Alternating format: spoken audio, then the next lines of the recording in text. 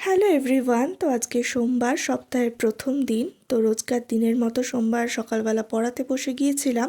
পড়ানো শেষে রান্নাঘরে গিয়ে দেখলাম মা রুটি বানাচ্ছে আর সাথে রান্নাবান্নাও বসিয়ে দিয়েছে, যেহেতু আমি খেয়ে আবার সকালে পড়াতে যাই, মানে 10টার দিকে।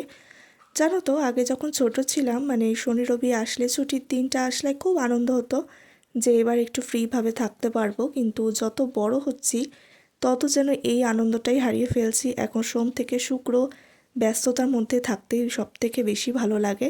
আসলে ব্যস্ততার মধ্যে থাকলে মন খারাপ করার কোনো রকম সময় পাই না, সব সময় মনটা যেন ভালো থাকে, সেই জন্যই আর কি।